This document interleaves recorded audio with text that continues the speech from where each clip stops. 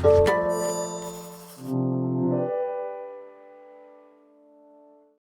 following podcast is part of a certified educational activity titled Taking a Closer Look at Psoriatic Disease in a New Era of Patient Care, Need-to-Know Information and Practical Guidance for Nurse Practitioners and Physician Assistants. Access the entire activity and complete the post-test at peerview.com/VRT860. Downloadable slides and practice aids are also available.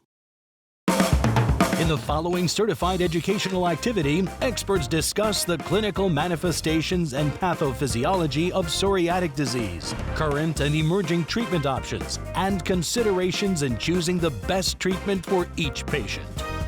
Ms. Lakshmi Aldridge is joined by Mr. Douglas D. Ruggiero and Dr. Abby Van Voorhees to explore strategies for nurse practitioners and physician assistants on applying an evidence-based, patient-centered approach to psoriatic disease care. Hi there, this is Lakshmi Aldridge from Portland, Oregon. Welcome to this educational activity for nurse practitioners and physician assistants on the management of psoriasis and psoriatic arthritis. Before introducing our guests, I'd like to provide a quick overview of the current state of affairs when it comes to managing psoriatic disease. So let's get started. Psoriasis is a chronic immune-mediated inflammatory skin disease that affects more than 8 million Americans. Patients with psoriasis can experience substantial physical, psychosocial, and economic burdens that significantly decrease and impact their quality of life. Patients with psoriasis also have a higher risk of numerous comorbidities, such as cardiovascular disease, metabolic syndrome, depression and anxiety, and then renal and hepatic and even respiratory comorbidities. And this is more so than the general population. And these comorbidities can complicate the way that we as providers manage their psoriasis. Additionally, up to 30% of patients with psoriasis may also develop psoriatic arthritis, and this can lead to joint damage and disability if not properly treated in a timely manner. We're going to spend some time talking about this. So there have been several best practices that have emerged to guide the management of patients with psoriasis and psoriatic arthritis. The current goals for treatment include minimizing disease activity, maintaining functional status, improving our patients' quality of life, and most importantly, preventing or minimizing both disease or treatment-related complications. When it comes to treatment, the optimal choice of therapy may depend on several things: disease severity, prognostic factors, the patient's prior treatments, their comorbidities. Their access to therapy is a key factor, especially in this day and time.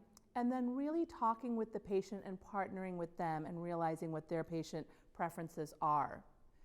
Though there are multiple treatment options ranging from local therapies to non-biologic systemic therapies to biologics, there are numerous things that are available for psoriasis and psoriatic arthritis, but it still remains a challenge to tailor the treatment choices to our individual patients who suffer with this disease.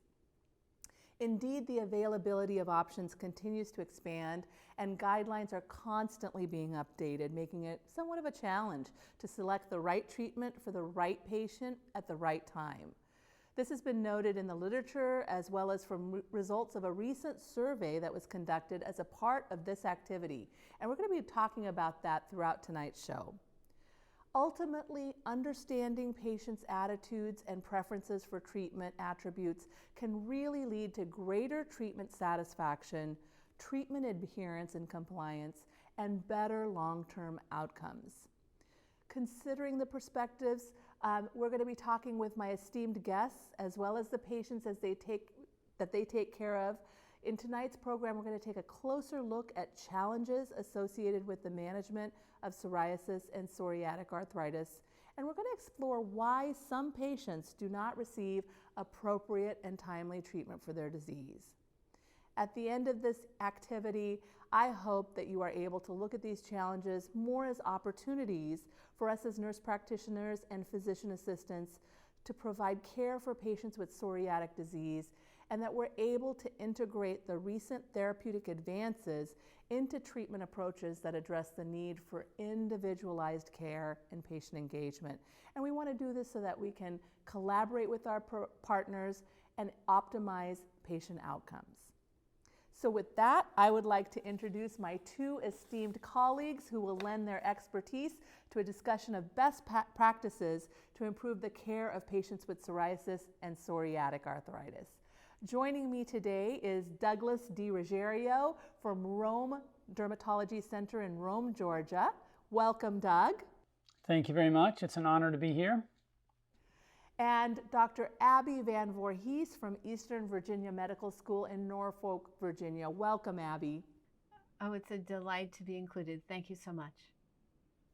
So let's get started. So Doug, let's dive right in and discuss the clinical manifestations of psoriasis. What kinds of signs and symptoms would raise your suspicion for the presence of psoriasis? Well, that's a great question, and it's one that can be tricky sometimes, but there are some clinical clues that can really help. Sometimes when I lecture to primary care offices, I've put together a talk that's called Stop Calling Everything That's Round and Scaly a Fungus. And I go through kind of a differential of 10 to 15 things that look round and scaly and plaque-like, and certainly psoriasis is one of those. But if we're going to try to isolate out this disease state we call psoriasis, I just want to say up front, nothing is better than actually doing a biopsy and confirming your suspicions. So while we're going to talk about clinical clues and the morphology or the appearance of lesions that can point you in the right direction, don't hesitate, particularly if you're new to dermatology, to do a biopsy, or if you're not in dermatology, to get yourself in relationship with someone who can do that biopsy for you to get that confirmation. But if we're going to focus on psoriasis itself, I mean, the classic presentation of psoriasis, clinical presentation, is going to be what's called plaque psoriasis. 80% of patients have plaque psoriasis, but really it's a subtype. I would consider 4 major subtypes of psoriasis: plaque psoriasis, Guttate psoriasis, pustular psoriasis, and erythrodermic. And then outside of those subtypes, we have very specific anatomical sites where you can find psoriasis inside skin folds, in the nails, in the genitalia area, in the scalp. So if I broke that down a little bit, I would say Guttate psoriasis is going to present as smaller, less thick plaques of lesions that are still well demarcated, still have a mild scale, but like the Latin term implies, it's like teardrops that have fallen all over the body. So they're scattered and widespread following a nasopharyngitis strep infection. Your larger plaques, or plaque psoriasis itself, is going to be well demarcated, typically on the extensor surfaces, elbows and knees, and this can cover small portions of the body or very large areas. You know, the other 2 subsets I want to mention are ones that are not as common or more rare presentations, and that's your pustular psoriasis and your erythrodermic psoriasis. You know, I would say historically pustular psoriasis and palmar plantar pustulosis have been thought to be maybe the same disease, but more recent genetic testing has really shown that they're probably 2 separate disease entities. And a couple clinical clues that may help you with this is that with pustular psoriasis, these are sterile pustules. Those are just a large, soupy collection of neutrophils that's in the area, so if they're cultured, they're going to come back clean. It's going to be sterile. But some patient characteristics would include that pustulosis, palmar plantar pustulosis, is seen more so in women than in men, but pustular psoriasis is an equal distribution. Palmar plantar pustulosis, almost 90% of the patients who have that are smokers. Erythrodermic psoriasis is a full body presentation with desquamation and erythema. It's a rare presentation. It can be a variant that we see with pustulosis and with pustular presentation as well. These patients often need hospitalization. They need immediate referral. They need immediate attention. And it can be sometimes you want to look at a medicine list real close because this could be a side effect to medication or other reasons for this presentation or other oncology presentations, but this is something that requires immediate attention and evaluation. So those are just 2 areas that you don't want to miss and you want to know. And we want to be part of this discussion on psoriasis itself. Doug, can I ask you a question about the inverse psoriasis? Because looking at some of the pictures, it sure looks like fungal or candidal infections. Are you often doing a KOH or a smear or a culture to help lead you to a diagnosis one way or the other? Well, again, I would say it depends on where your level of practice is. I don't tend to do that as much now because I'm pretty comfortable with being able to clinically differentiate the two. But I do a lot of KOHs in my office because I feel comfortable with them. Again, I would say that the thing that gets misdiagnosed the most between inverse psoriasis is not inverse psoriasis and candidiasis, but inverse psoriasis and a condition called intratrigo. So I think a punch biopsy of the area is probably going to help you more than a scraping would be. Sending it in and asking the pathologist, can you do PAS stain? Is this fungal? Do you see yeast? Can you see if this is a psoriasis? But when you see inverse psoriasis, you can really tell the difference in the two on a more regular basis. Great, thank you. You know, if I could just chime in, another way that you can help distinguish inverse psoriasis is that people often have multiple sites involved. So, for example, they might have, lesions in their axilla, and then they also might have them in the inguinal fold. And it would be uncommon to have, a candidal infection in all 4 places all at the same time. But I think the other really big thing is the lack of those satellite pustules that that really should be present if yeast is causing the problem. And I'd also say that's a great point, Dr. Voorhees, but if you look in the gluteal cleft, it's very rare you have candidiasis there. If you can separate the cheeks and the buttocks area, and you see a very sharp demarcated line in that area in particular, that's points you towards it being inverse psoriasis also, because I don't see candidiasis in that area very often. Great tips, thank you. So Doug and Abby, thank you so much for that overview of the different clinical manifestations. Let's take a look at some of the survey results I alluded to earlier and see what challenges our nurse practitioner and physician assistant colleagues report encountering in daily practice. So, which of the following classes of psoriasis do you find the most challenging to manage? This was the first question that we had. We had 30 respondents. So 47% felt that pustular psoriasis was the most challenging. 30% found that plaque psoriasis was more challenging. 30% also felt that guttate psoriasis, that dewdrop presentation, could be the most challenging. Erythrodermic, again, up there also with 27%. And inverse psoriasis, about 10% of respondents. And then 3% felt that other manifestations were challenging, and that could include scalp, nail, genital. So other manifestations can look very similar to other things such as there could be a misdiagnosis of, for example, an infection or some other entity. Well, Lakshmi, I'm not surprised. I mean, I think if I think about pustular psoriasis, they're some of the trickiest patients, especially I think the patients who have involvement on their palms and soles. Because that is really much harder to treat and much harder to get to respond. So I think, some of the hardest patients I think I manage are those patients with pustular psoriasis. And certainly when they have pustular psoriasis everywhere, then, they often have all those systemic manifestations. So they have fever and chills and, these are hot patients who sometimes wind up in the hospital. So I think we all struggle with them. Plaque psoriasis and guttate psoriasis, I mean, given all of the treatments that we're going to be speaking about later, I think we really have some opportunities to ensure that everybody feels a little more comfortable with that. So happily, there's good news for those patients nowadays. So I would also like to ask, how do you assess disease severity in individual patients? So that can be tricky. So there's a couple of different ways I think about that. The first has to do with how much of their body is covered by psoriasis. So is it just one little spot, or is it everywhere? And the way I try to measure it is using what's called the body surface area, and we usually define that as a person's palm and their fingers being 1%. So, and then what I do is I use my mind's eye and try to just roughly approximate how many, hands that of psoriasis that person has. So, if a person has just a smidgen on their knees, it may even be less than 1%. And then on the far end, if somebody has, the equivalent of 10 or more palms worth of hands scattered all over their body, that's considered severe disease.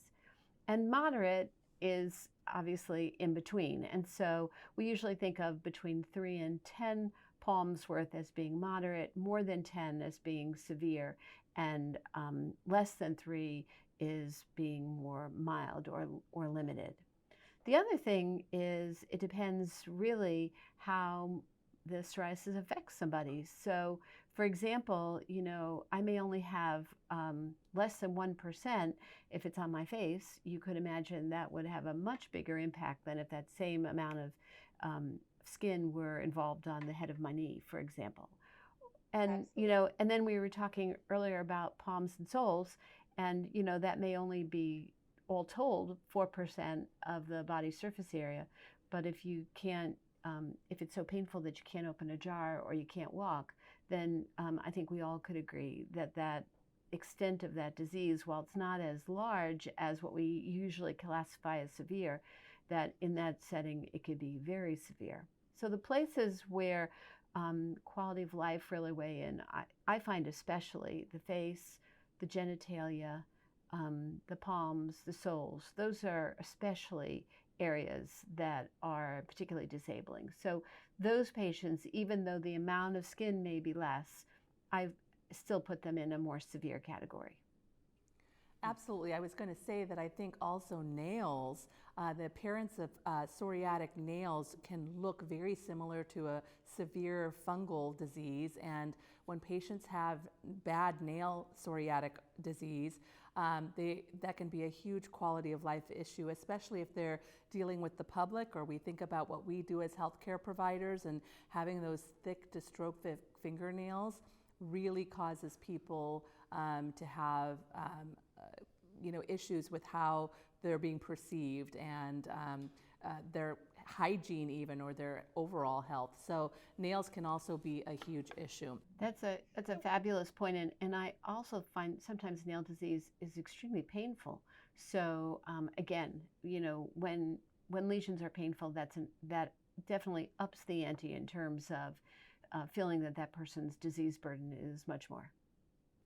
Absolutely. Now, let's switch gears a little bit. What about psoriatic arthritis? Is that a major concern for your patients with psoriasis?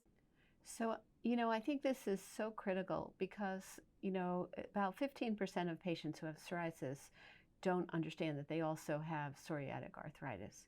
And, it's not surprising when you think that about, probably about 30% of those who have psoriasis ultimately will develop psoriatic arthritis. So the odds are still greatly, if you're diagnosed with psoriasis, that you will never develop psoriatic arthritis. But it still is a very large percentage, 30%, who will get both parts of this disease.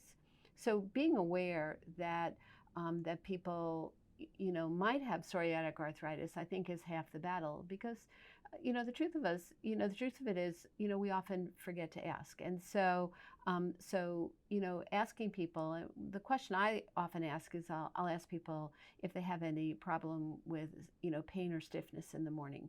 And if they say yes, I ask them how long it lasts. So if they say, 5 minutes, that's probably just, normal wear and tear. But if they start talking about, that kind of stiffness or pain that lasts more than an hour, that definitely gets a red flag in me. And one of the things I'll ask is, what happens if you take a car ride? And people who have true psoriatic arthritis will tell you that they have to stop every, hour at least to get out and walk around, because otherwise they can't walk when they, if they're going for an 8-hour drive, for example. So it's definitely important to be asking questions, because that helps people understand that what they're experiencing is not normal. There are screening tools that we can use. There's a whole variety of them, just like there are different ways to measure the extent of the burden of psoriasis in the skin. There's also screening tools to try to help us understand when somebody has psoriatic arthritis, because we, as I said earlier, we don't have a blood test. So, I think the key is to find one that you're used to and just use it, so that way you're familiar with it. And you might want to check with your, the rheumatologist in your community to see which ones they would prefer. But they all work. The biggest obstacle, of course, is our actually doing them. So I think, choose one, get good at it, and then, and use it to help guide you so that you can assess whether somebody really does have psoriatic arthritis or not. So let me ask you a question, Dr. Voorhees. Outside of just asking the patient about it or having them fill out a survey, are you doing anything with your physical exam to actually point you towards it? Are you palpating joints, and what are you looking for as an add-on to the questions and answers that you're receiving? So there is one part, I'm not a rheumatologist, so I don't do an extensive joint exam. But there is one part of the exam that I think is really easy. And, it's remarkable how often I find it. And that is looking at someone's Achilles tendon. One of the signatures of psoriatic arthritis is that you get inflammation of the place where the tendon inserts into the joint. So this is actually, unlike rheumatoid arthritis, where your inflammation is in the middle of the joint. With psoriatic arthritis, your inflammation is sort of around the joint. And so we see often like a bulbous swelling at the Achilles, of the Achilles tendon at that insertion point. And so I'll look there often, and I'm amazed at how often I will find it. But there are certainly many other joints that can be examined, because psoriasis can involve, any of the joints in our body. They're a little trickier to examine, I think. So let me ask you, Doug, because I know a question that I often get is, nurse practitioners and PAs may not necessarily feel comfortable, especially if they're specifically in primary care or dermatology as a specialty, making a diagnosis of psoriatic arthritis. So how do you handle that?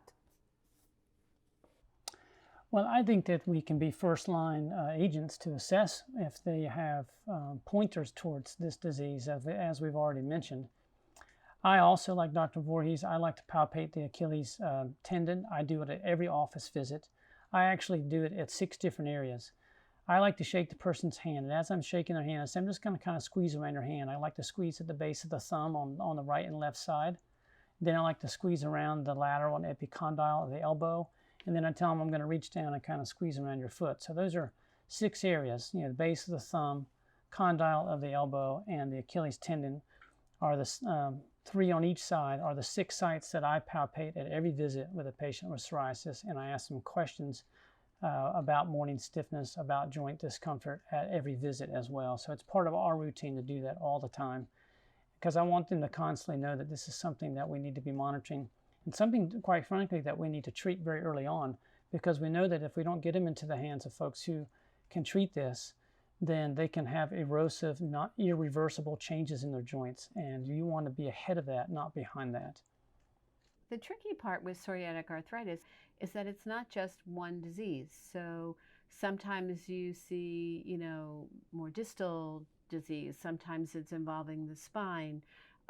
Sometimes it's involving, the insertion points around the joint, and sometimes it's involving the nails. So you see that there's many, many different ways it can present. And so therefore, you can imagine a situation where, for example, the swelling in the fingers is improved, but that in the spine is not, for example. And so it can become very tricky to figure out, how to measure all that and when to feel like it's achieved success. So I think, there are different scores to try to, kind of add those things together, if you will. Because what we find, and this has been very clearly established, that if we are able to treat to the point where we really put these diseases into remission, that the patients, have a much better outcome. That's certainly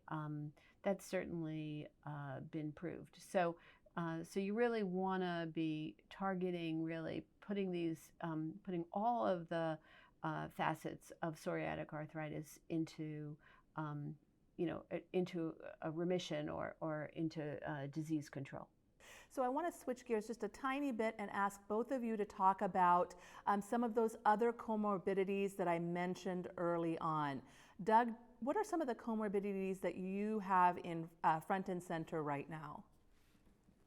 Well, we're finding more and more out about comorbidities linked to psoriasis.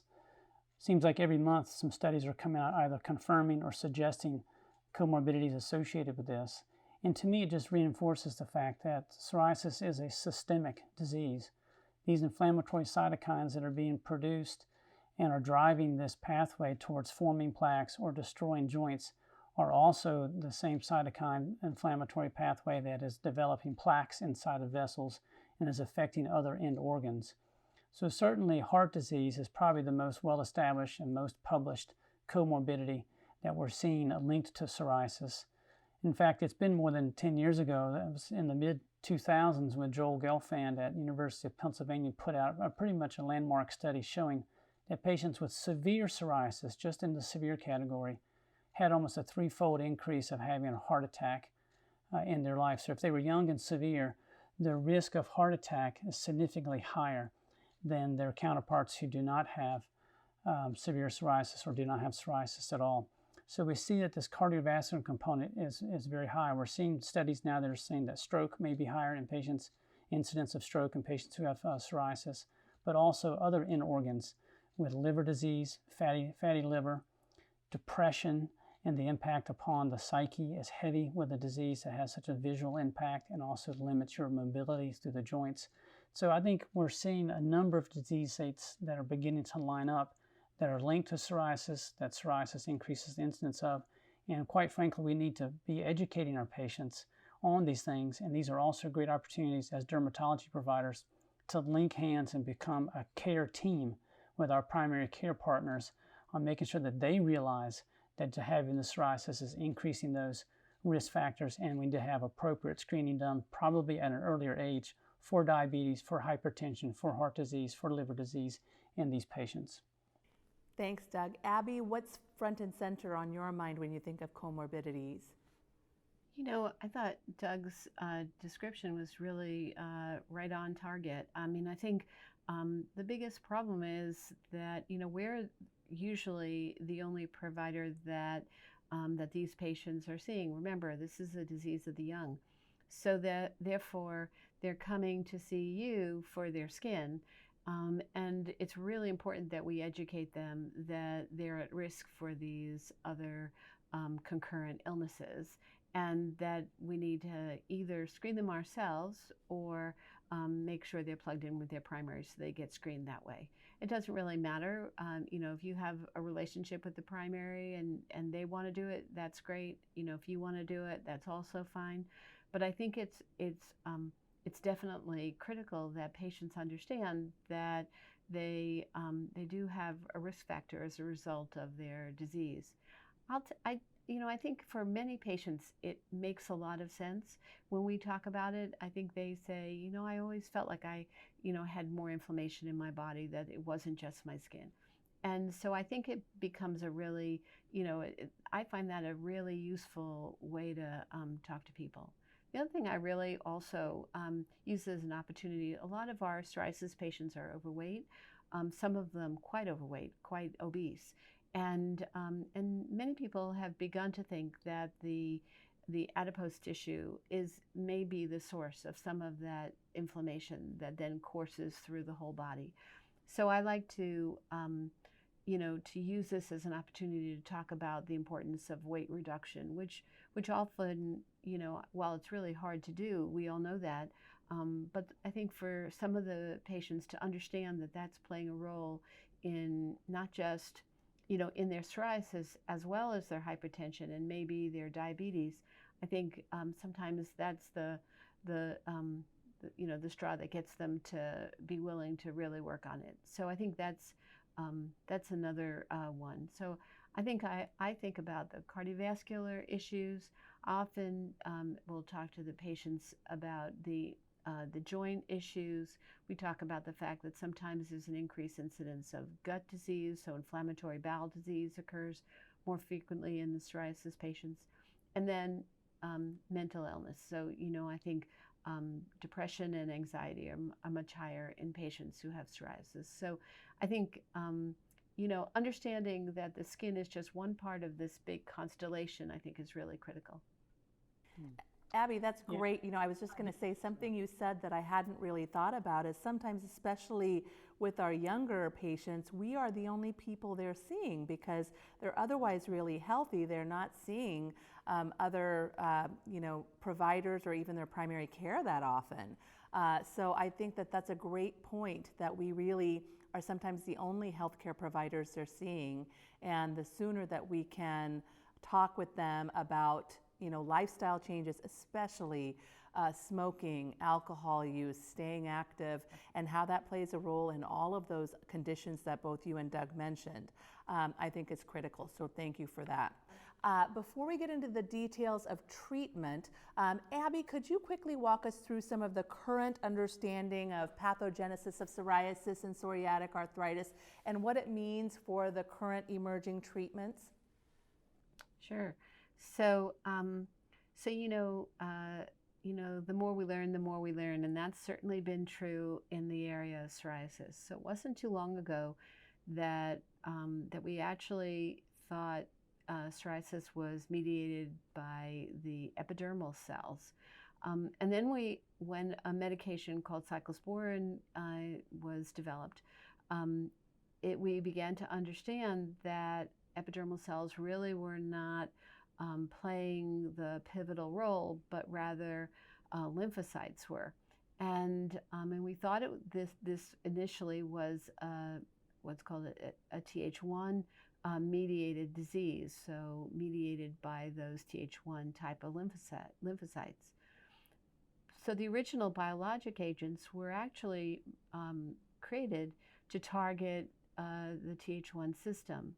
And unfortunately, they didn't work on, the vast majority of patients. And it was as a result of that exploration, we began to understand that this is actually a Th17 mediated disease. So you have your dendritic cell that gets stimulated, and it's a very complicated, cytokine pathway, because remember, think of it more like a bathtub than thinking of it as a linear line. But you have stimulation of the Th17 cells, which then,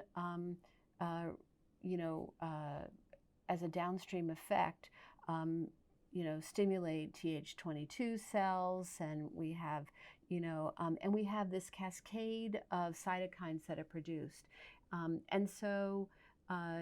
We see IL-17 in that milieu, we see IL-22 in that milieu, we see TNF-alpha in that milieu. So it's sort of more of a stew, if you will. But we do believe that the main, the main culprit, if you will, is Th17. Absolutely. Abby, do you want to take this forward then with transitioning from the pathogenesis then to how we select therapy for individual patients? Sure.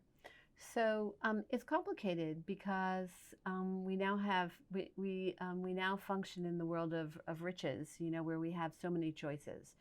So the first thing I usually do is try to establish, how much of, how extensive the disease is. So we started our conversation earlier where we were talking about mild disease as being, 3 palms or less. So for that kind of patient, I'm usually looking for a topical medication. That's often adequate. It often gets the job done. And certainly, there's no question that topical medications are the safest, and they're in many ways the most convenient because you just put it on at home, according to whatever works for your schedule, in the privacy of your bedroom. So I think for localized disease, often we're we're using topical things. In the scalp, I might be using something more potent, like a class 1 steroid.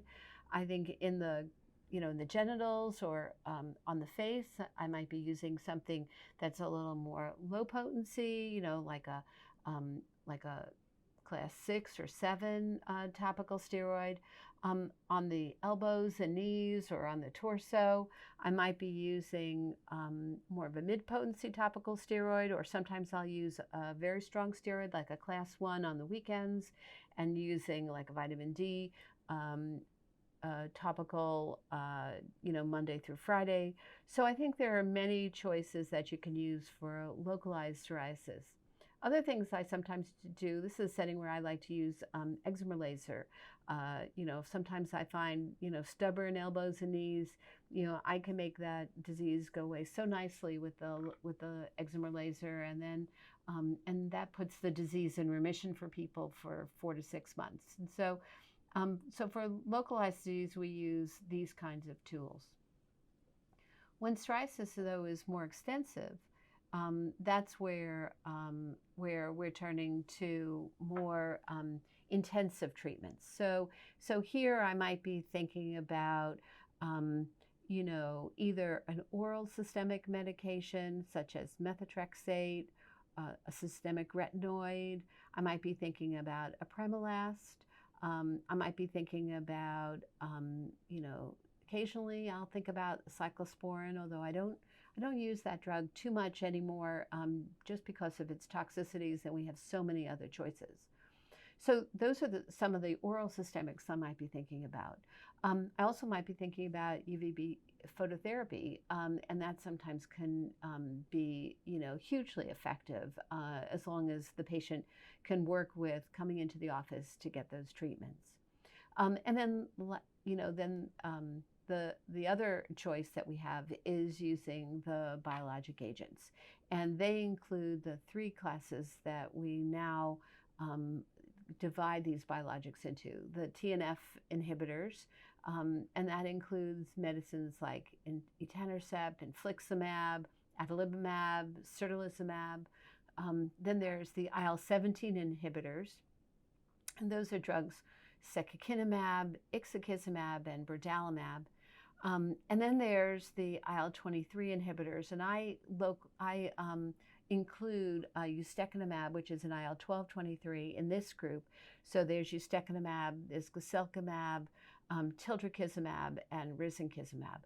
So you can see we've gotten this wonderful selection, and so it can be tricky to decide which one you're going to use for that patient who now has walked in the door. And certainly some of the things that we were saying earlier very much play a role here. So first of all, it depends on the person's comorbid diseases. That guides me a lot. So for example, if a patient has psoriatic arthritis, then I'm going to be looking for a medication that can treat both their psoriasis and their psoriatic arthritis with the same medicine. How sweet is that if I can use one medication and really bring both diseases under control? On the opposite side, there are times when the person's concurrent medical problem will make me intentionally avoid a medication. So for example, if a psoriasis patient has concurrent inflammatory bowel disease, then I explicitly will try to avoid the IL-17s, because we know that those agents can sometimes exacerbate their inflammatory bowel disease. So I think, so certainly I use people's comorbid diseases to try to guide me one way or the other. Often, however, what their insurance will allow access to, has to be factored in. And then, of course, there's patient preference. And some of that may be, for example, if I have somebody who's a college student and they're going to be, living away from home, and I mean, maybe not in our COVID world, but certainly until very recently, if they'd be living in a dorm, then, having a medication where they didn't need to be injecting themselves too often was really a nice feature. So, I might, put that kind of person on a medication where the administration was less often. We have some medications where the administration is once every 12 weeks. So, that kind of factor also gets weighed into the equation. So there's a lot of factors that at least I try to balance in order to try to make the therapy as user-friendly for that patient and as appropriate as I can. And then sometimes it also just depends on whether they've been treated before and what has worked in the past, or what, very importantly, has not worked in the past. Because if the patient, for example, has already failed one therapy, in my mind, it doesn't make a lot of good sense to go back to that therapy, unless there was some mitigating reason. But mostly in that situation, I'll move from there. So many different pieces to put this puzzle together. But at the end of the day, the goal is to find a treatment that allows us to, achieve, our target goal, which is to have a BSA of 1% or less. So, and with these many choices, usually can do it. So that is pretty sweet. So Doug, when you are looking at treating a patient, what are the factors that you're thinking about as far as which agent and which pathway you go through? The only thing I would add to what Dr. Voorhees said is that there are some black box warnings, and then there are just some warnings that are put into package inserts.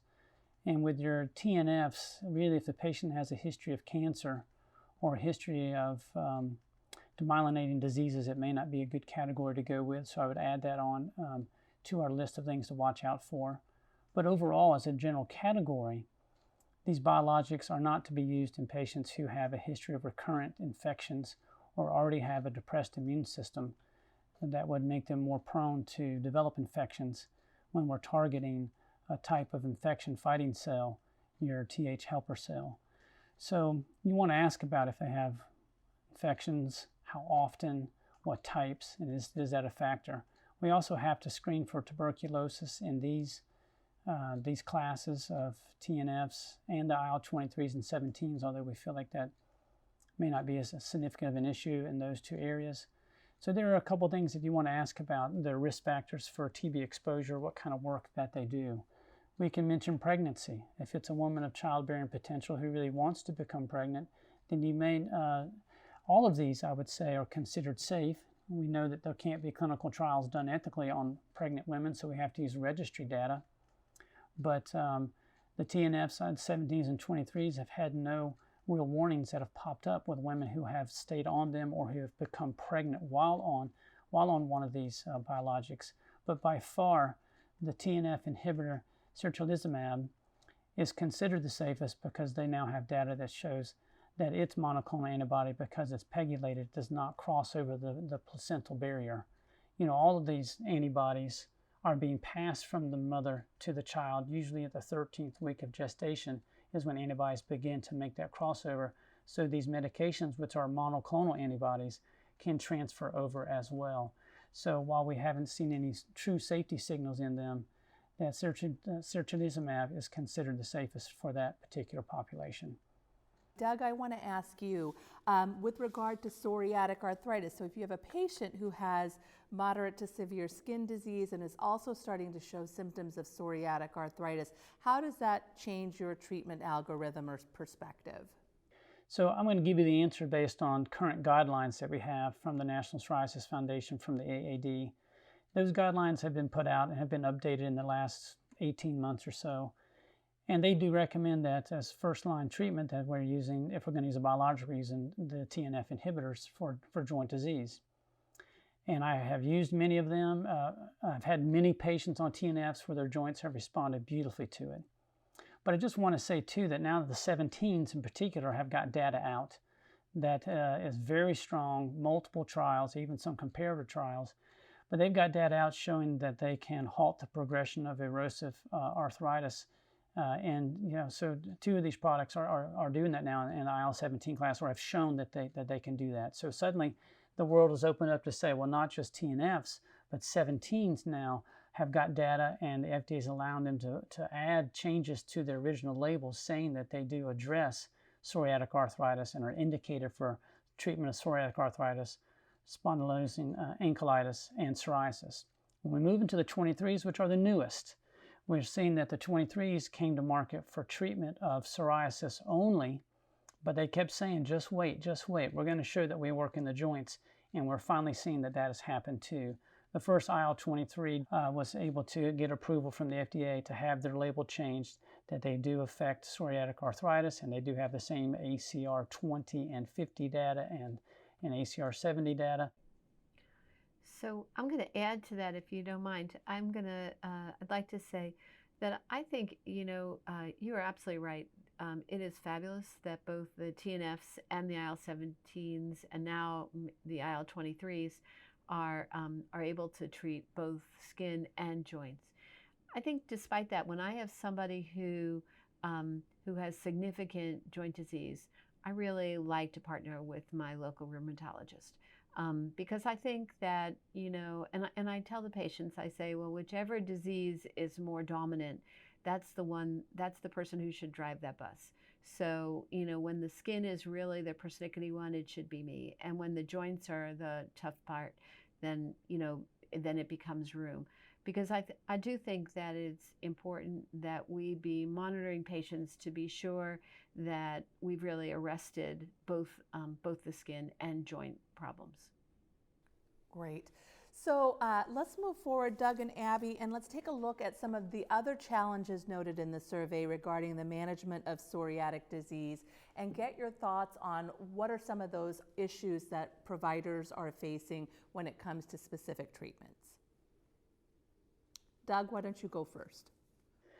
Well, the responses to this question kind of fall, you can see a third are all saying that they would like to know more information or admit to having an unfamiliarity with the efficacy data that's regarding these biologics, with the safety profile that's regarding these, and about the guidelines and when and where to treat.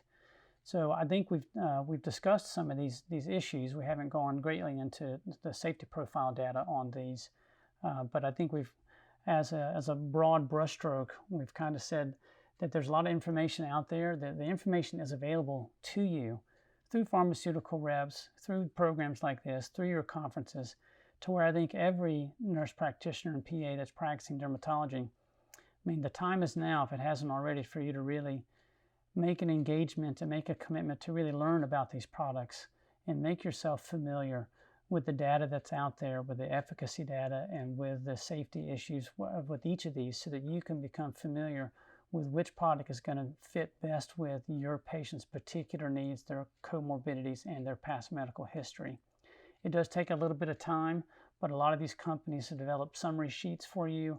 The National Psoriasis Foundation is a phenomenal resource to be able to look at some of this information, so that you don't have to, so that a third of you aren't going to say, I'm uncomfortable because I don't really know the safety issues with the medications or how well they work or which one to choose. I'd like to add something to that too, which is, if you don't feel comfortable, here's what I would say.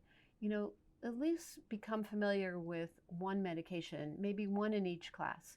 So therefore, you can get started, so that that person, when they come to see you, can understand that they have, that they should have the opportunity to get their skin clear, almost clear. And if you feel that that patient is not responding to those, that one or two medications that you actually, learn and feel comfortable with and you've been using, then that's the time to send them to somebody else, like a specialist. I know, I work in a university, and it's very common that people send patients to me who, maybe they've failed one or two agents previously, and now they're saying, is there an opportunity, do you know something more? Can you help guide this patient? They're trickier than the average patient. So, but I think what's so important is that every patient in 2020 understand that they should be able to achieve clear, almost clear skin. I think, certainly if a patient doesn't want to take a medication, where, I'm not about, trying to force anybody to do something that they're not comfortable with. But but they do have that opportunity in 2020 in a way that, I know at least when I started my practice, we didn't have we didn't have the tools in our toolbox to be able to do that. I think that's great, Abby, and that goes right in line with one of our survey questions when we asked our colleagues, when do you consult or collaborate with a specialty? The majority of them, 70+%, said if they had a lack of familiarity with the current systemic treatments that are available, or if the patient had severe disease, that would lead them into collaborating or referring the patient to a specialist, which is spot on. Also, if the patient requested, over a third of providers said if a patient said to their primary care provider, hey, I really want to be referred to either a dermatology provider or to a rheumatology provider, that caused them to want to pick up the phone or make a consult. It should absolutely not be viewed as a failure on the part of a provider if treatment goals are not being met. Sometimes that happens. Patients can just be have very, very recalcitrant and resistant disease. There can be comorbidities that can make patients a treatment challenge. So if the goals of clear or near clear are not being met and you're using your best judgment with the tools that you have, that's a really important reason to refer patients. Another question that was important was really talking about current times. And Abby, I want you to tackle this. How are you approaching the management of psoriasis patients with the COVID-19 pandemic happening? And then also looking at our survey question where we asked providers what was the most concerning thing about treating psoriasis patients during this era? Well, this is tricky, and it's tricky for all of us. So, when COVID first started, of course, we had no experience with it. So we had really no knowledge what to tell our patients. Certainly, there were, we knew that all these biologic medications have a slight increased risk of infection associated with their use. And what was not clear is whether that was going to put patients at greater risk if they were to encounter the COVID infection. And then if they got the COVID infection, if they were going to be at greater risk, for a more serious course. And so we've all been learning on the fly, if you will, and happily, based on studies out of New York and Italy, while these are not perfect studies, at least the suggestion is that having being on one of these medications does not, like one of the biologics, does not seem to put our psoriasis patients at increased risk for developing COVID. Now, certainly, having said that, I will tell you that I tell my patients very clearly that if they do develop COVID, so if they get a positive diagnosis, I tell them that at that point I want them to stop their biologic until they recover. So I think, interestingly, there are studies going on right now looking at whether some of these biologic medications could be utilized to prevent the inflammatory cascade that occurs that is thought to cause such difficulty, and it's the reason why people wind up on ventilators. So stay tuned about that, because we don't know what the results of that will be. Currently, it seems that systemic steroids are starting to be used, but whether some of our anti-inflammatory agents, may prove to be, better options, we don't know. So it may be, in fact, that being on one of these medications may be protective, but that's information that we still have to glean. So I too share the concern. I think that we have not seen an increased risk of contracting SARS-CoV-2, and nor do we see a worse outcome based on the preliminary studies out of New York and Italy. So I am telling my patients to stay on these medications unless they develop infection, and then in which case if they develop infection, they should certainly follow all the recommendations that are recommended, even for people without being on one of these drugs.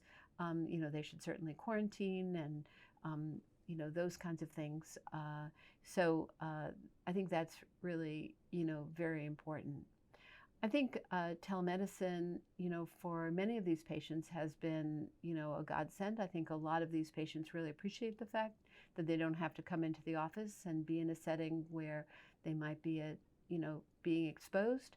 And I think for managing patients, for a lot of my patients, for example, they're doing well on their medication, and I may have them come in twice a year just to make sure things are going well, to check their skin. For a lot of these patients, the idea that they could do it from the security of their own home has been a really great option, and I think it's really very feasible. So I think telemedicine definitely has been a boon to these patients, at least for me. I wasn't doing telemedicine before the COVID epidemic started. So I want to switch gears a little bit again and talk about one of our other survey questions, which was asking our colleagues, what do they want to know more about? And a fair number of them said that what they really want to know about is emerging therapies and what's coming down the pike. So Abby, can you tackle a little bit about what you think, what's on the horizon for our psoriasis patients? Yeah, absolutely. So, never complacent, never wanting to say this is good enough. I think happily the research into new mechanisms just is continuing to expand, which is great. So, you have drugs like bimekizumab, where it's going to be in the IL-17 class. But with a slightly, it has two parameters, not just one, and some of the numbers it's just knocking it out of the park. So that, that's one that we're really looking forward to seeing. And then there are new classes. So BMS has a TYK2 agent, which will be a new oral medication, and that looks like it's going to have great efficacy too. So I think you're going to start to see drugs that where the efficacy is just through the roof, and you're going to start to see drugs that have different routes of administration. I think our patients have grown comfortable with the sub-Q formats, but certainly there are many still who would prefer orals. So I think that we've got room to grow. So if you thought 11 was a lot in the biologic grouping, stay tuned. There's more. Well, we have really covered a lot of topics. Thank you so much. We have had a robust discussion talking about psoriasis and psoriatic arthritis and disease management. I want to thank our esteemed colleagues. Doug, thank you so much for joining us. We really appreciate your time this evening. And Abby, thank you again for joining us as well. We really appreciate both of your perspectives on disease management. And I want to thank all of you for listening tonight and joining us. We wish you well and hope that this has been helpful and informative for you. Thank you very much. It was an honor to be part of this. And thank you as well. I thoroughly enjoyed it. Thank you for including me. Thank you. Thank you for listening. Download materials and complete the post-test for instant credit at peerview.com/VRT860. This activity is supported by an educational grant from UCB Incorporated. This activity has been jointly provided by Medical Learning Institute Incorporated and PVI, Peer Review Institute for Medical Education.